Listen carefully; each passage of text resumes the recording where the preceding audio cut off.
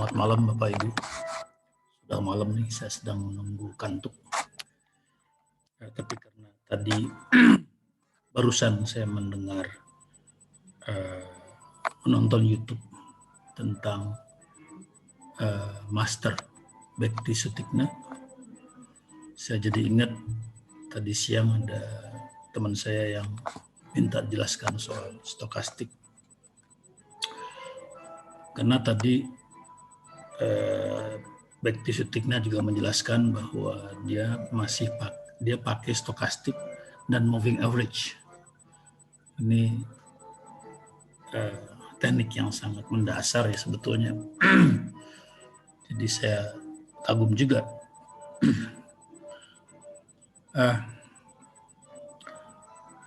Tapi sebelum ke stokastik, kali ini saya mau bahas moving average dulu.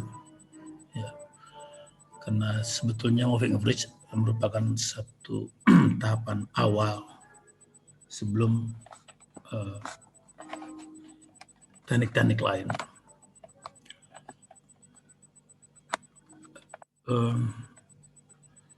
Saya mau coba jelaskan secara sederhana supaya dapat konsep dari moving average ini. Karena dengan mengerti betul, kita bisa memanfaatkannya dengan lebih luas dan lebih karena kita tahu kekuatan dan kelemahannya. Saya mulai dengan average dulu. Average itu adalah rata-rata. Ini kita semua tahu. Jadi misalnya disampaikan satu kelas di sekolah rata-rata umurnya 10 tahun. Nah, kita tahu bahwa tidak semuanya 10 tahun. Ada yang 10 lebih, ada yang 10 kurang. Itu rata-rata. Kita sudah paham itu semua. Ini sekarang saya kasih contoh, misalnya ini misal ya, saya membuka barbershop misalnya. Barbershop di satu tempat, kemudian saya ingin tahu trennya. Tren kunjungan dari yang potong rambut di situ. Nah, maka saya catat setiap hari pengunjungnya. Nah, dalam melihat catatan ini, semacam ini, orang menggunakan teknik yang disebut moving average tadi, yaitu yang pertama, misalnya saya ambil dulu rata-rata seminggu ya, ini tabel seminggu, hari pertama sampai hari ke-7, ya, 10 orang, 12, 18 orang, 20, 15, 10. Ternyata dalam seminggu pertama ini ada pengunjung 105. Berarti rata-rata 15 per hari rata-ratanya. Sampai sini gampang kan, biasa. Nah, yang menarik dari teknik ini, teknik moving average ini adalah besoknya, ya, hari berikutnya dicek lagi berapa pengunjung hari itu, hari ke-8. Ternyata 10. Ya. Maka dihitung mundur lagi seminggu ke belakang. Jadi bukan 8 hari, tetap seminggu. Padahal sudah hari ke-8 ya. Maka hari yang pertama dibuang datanya. Ya, dan hari yang ke-8 dimasukkan. Ya, nah inilah kita dapat lagi rata-rata yang berikutnya. Ya, seminggu juga, tapi harinya digeser. Seminggunya itu dari hari ke-2 sampai hari ke-8. Kalau yang tadi kan dari hari ke-1 sampai hari ke-7. Ya, 1 sampai 7. Nah, untuk rata-rata yang berikutnya yang dilihat adalah dari hari ke-2 sampai hari ke-8. Jadi bergerak dia. Bergerak. Turun ini. Ya, lihat ini. Turun ke sini. Nah, besoknya lagi di hari ke-9, saya catat lagi pengunjungnya ada 19. Saya hitung lagi rata-rata seminggu ke belakang. Bukan 9 hari, seminggu saja. Jadi 2 hari yang awal dibuang, saya mulai dari hari ke-3. 3, ke-4, 5, 6, 7, 8, 9. Ya. Ini juga 7 hari. Ya, ternyata saya dapat totalnya adalah 112, rata-ratanya 16. Begitu juga hari ke-4, saya hitung lagi. Ternyata pengunjungnya 25 orang. Saya lihat lagi 7 hari ke belakang. Ya, jadi saya lihat hanya 7 hari ke belakang, maka totalnya saya dapat 119 sehingga rata-ratanya 17. Yang berikutnya juga begitu. Jadi intinya adalah ini ada angka yang terhapus nih ya, tapi nggak soal lah. Intinya adalah setiap seminggu ke belakang diukur berapa rata-ratanya. Begitu. Maka akan didapat data seperti ini. Seminggu pertama 15 pengunjung rata-ratanya, yang kedua bukan minggu kedua ya. Rata-rata yang kedua juga 15 ya, itu dihitung dari hari yang kedua. Kemudian hitungan yang berikutnya 16 ya. 17 dan 16. Inilah rata-rata dari cara perhitungan ini. Mudah-mudahan saya cukup jelas ini. Nah, kemudian angka rata-rata ini saya taruh dalam grafik. Nah, ini dia saya taruh di sini ya, gampang aja. 15 ini hitungan yang pertama itu ya 15 rata-ratanya saya taruh di sini. Hitungan yang kedua juga 15 saya taruh di sini. Hitungan yang ketiga 16 saya taruh di sini.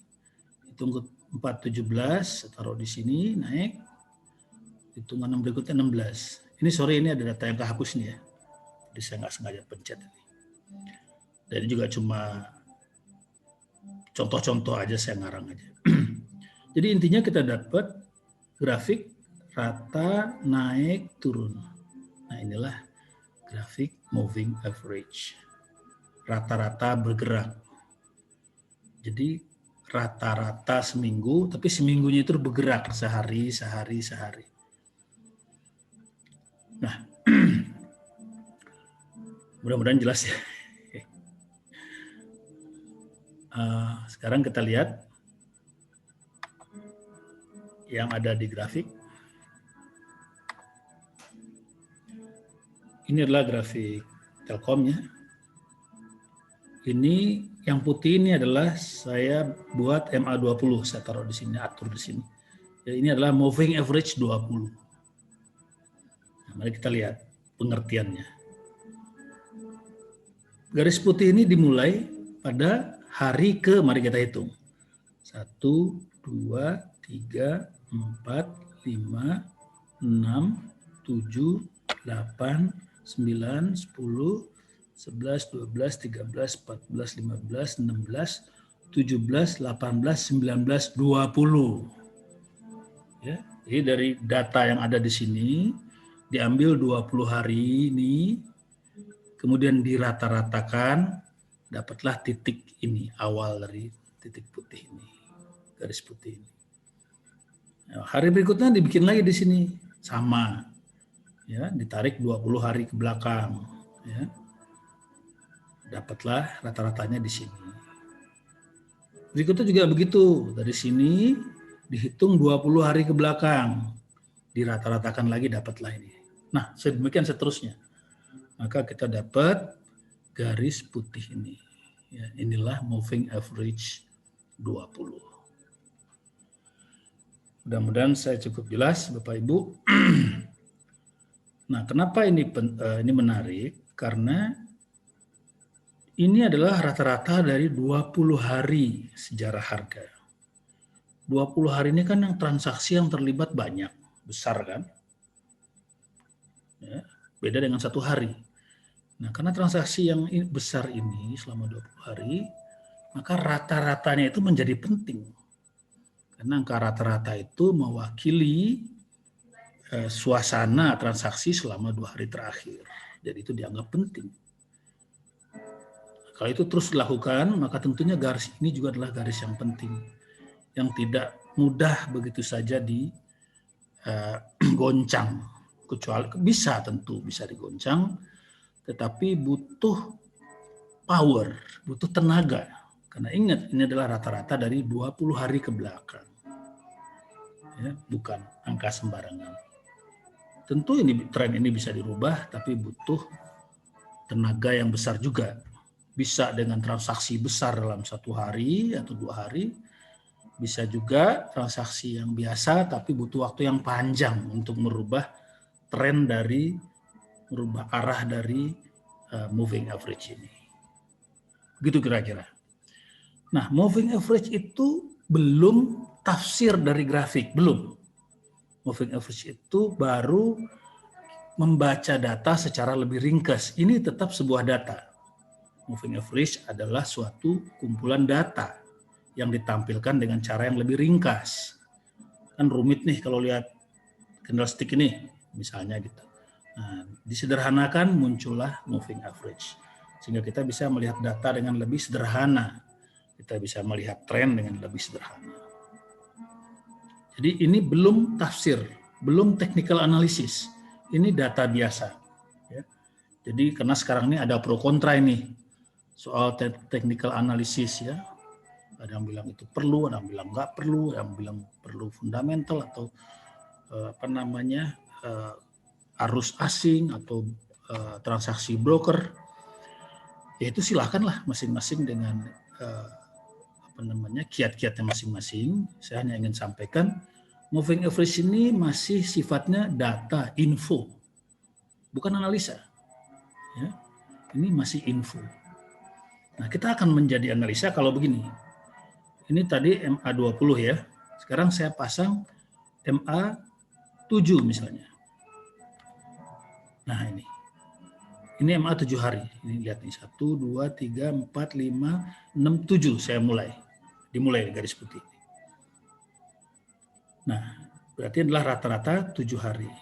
Nah, gerakannya akan lebih liar, lebih fluktuatif. Kenapa? Karena rentangnya hanya 7 hari. Sehingga fluktuasinya menjadi lebih liar. Kalau rentangnya makin panjang, 20 hari atau 30 hari, tentu fluktuasinya makin lamban. Nah, ini kita lihat sebentar saya pelan. Maka orang menggunakan 2 moving average, yang satu rentang panjang dan yang satu rentang pendek ini untuk melihat suasana jangka pendek dibandingkan jangka panjang. Orang mencari di mana titik ini bersimpangan. Misalnya di sini ya, kita lihat ternyata kurva moving average 5 atau MA5 ini memotong MA20. Nah, di sini orang kemudian mengambil kesimpulan, ini titik penting, yaitu saat di mana ternyata tren jangka pendeknya turun dibandingkan tren jangka panjang. Nah, orang waspada di sini. Nah, itu sudah mulai tafsir. Orang sudah mulai menafsirkan ini bisa-bisa turun terus nih. Nah, itu udah tafsir. Ya. Faktanya hanya bilang dia cross. Bahwa akan cross ke bawah terus itu sudah tafsir. Ya, itu sudah prediksi, itu sudah analisis. Tapi MA 20 dan MA 7 ini bukan analisa, ini memang faktanya seperti itu. Nah, sekarang apakah tafsirnya benar atau tidak, itu silahkanlah ya masing-masing nanti dengan pengalamannya masing-masing, dengan caranya masing-masing membuat kesimpulan sendiri. Tapi inilah cara yang umum dipakai orang, yaitu membuat moving average dari data yang ada, kemudian membuat dua rentang atau span daripada moving average ini, ada yang pendek, ada yang panjang. Kemudian dilihat bagaimana dua kurva atau gelombang ini berinteraksi. Ya. Di sini kelihatan motong. Nah, ini dijadikan orang sebagai muncullah tafsir. Ya. Wah, ini akan terjadi seperti ini, akan terjadi seperti ini. Demikian, mudah-mudahan ini saya cukup jelas menjelaskannya. Ini penting bagi saya, moving average ini satu dasar berpikir yang penting karena banyak sekali kemudian dikembangkan teknik-teknik menafsir ya. Misalnya Ichimoku ya. Ichimoku itu juga dasarnya adalah moving average ya. Karena di situ ada kurva-kurva Tenkan dan Kijun misalnya, nanti kita bahas satu hari. Itu sebetulnya juga moving average, tapi mengambil average-nya itu tidak biasa. Dia punya caranya sendiri ya. Nah, rentangnya juga ada yang pendek, ada yang panjang. Itu sebetulnya adalah satu pengembangan dari moving average. Misalnya juga Bollinger Band. Bollinger Band itu sebetulnya ada sumbunya yang berupa moving average. Saya kasih lihat ya, sebentar.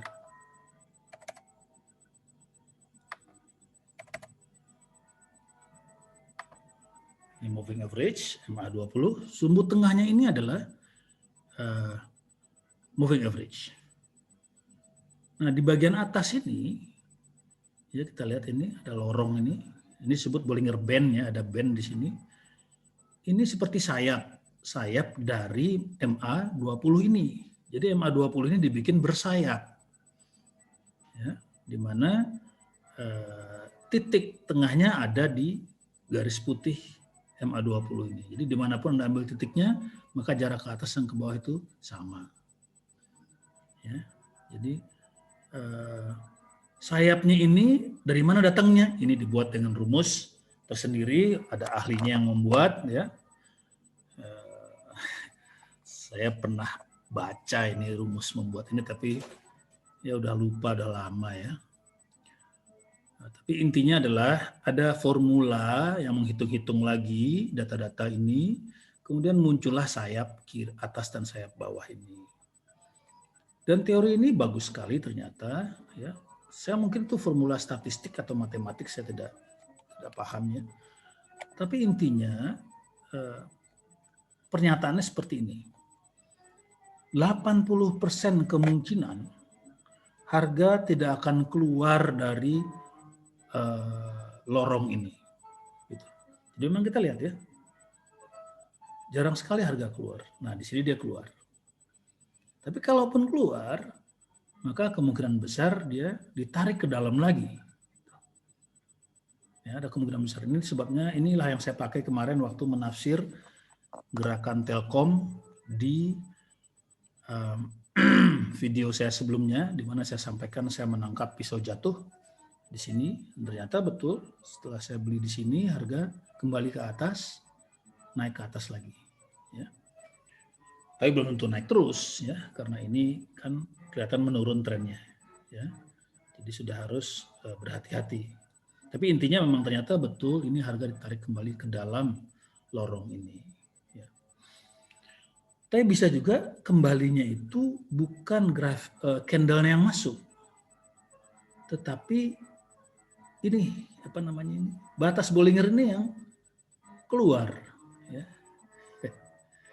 Karena tekanan terlalu besar. Anyway, begitulah pemanfaatan moving average ya.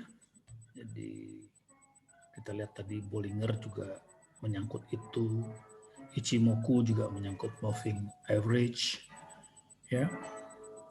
Dan osilator ini juga ya, ini ada 3 osilator terkenal, stokastik, RSI dan MACD ya. Kayak tadi saya kagum juga waktu dengar